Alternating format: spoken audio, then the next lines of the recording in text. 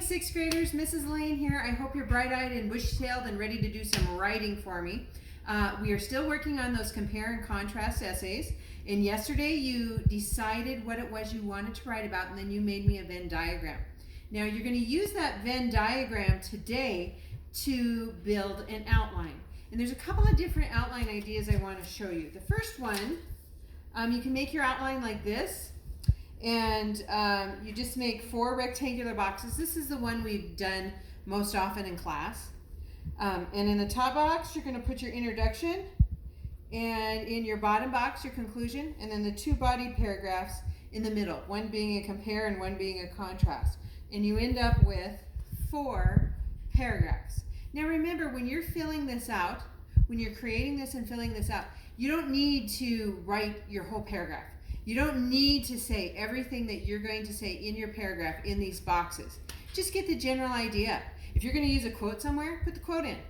If you have a great idea for the hook, put that hook up there so I know what it is. If you know how you're going to end it, write that down in the conclusion. You just want to get an idea. This is not the essay. This is what you look at to build the essay.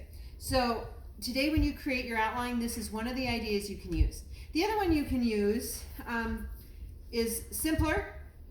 You just have to make a big cross in the middle. And then introduction goes here. The compare paragraph will go here. That'd be paragraph 2. The contrast paragraph goes down here, number 3. And the conclusion paragraph goes down here at number 4. So it's up to you which style you want to use. But you're going to either create either form for yourself, and then you're going to go ahead and write for me that outline. And once you do that, you're going to hang on to that outline, because in the next 2 weeks you'll be turning it in and I'll be needing to look at it. So you have your Venn diagram, you have your outline, and both of those will need to be turned in. Now, once you've created that outline, we're going to move forward and you're going to write the introduction. Now, once you are done writing the introduction, you need to turn that in. It'll be just a short little paragraph, and you're going to turn that in so Mr. Smith and I can take a look at it. Now, the things that we will be looking for in that introduction are what? What are the 3 things every introduction needs? You guys know them. We've repeated them over and over. You guys are old pros at this. First, we need a hook.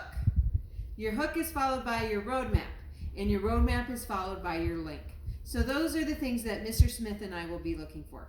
So today, once again, your assignment is to, number 1, create some kind of outline. Keep it near you, save it, because you will be using it, and then in a couple weeks you'll be turning it in. Once you have done that, go ahead and write your introduction.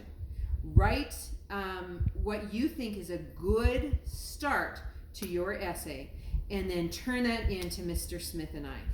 Now, you don't need to go ahead and write the body paragraphs. We're not worried about that yet. We just want the introduction. And then please make sure you watch in the private comments, because Mr. Smith and I will be looking at those. We'll be checking your introductions, and we'll be giving you some suggestions. Once we've given you suggestions or ideas for that introduction, you can go back and tweak your introduction a little bit before you turn in the whole essay on Friday. Okay, ladies and gentlemen, I hope that's as clear as mud, or hopefully better than that. And you guys keep working hard, keep doing your best, and I can't wait to read your introductions. Bye, guys.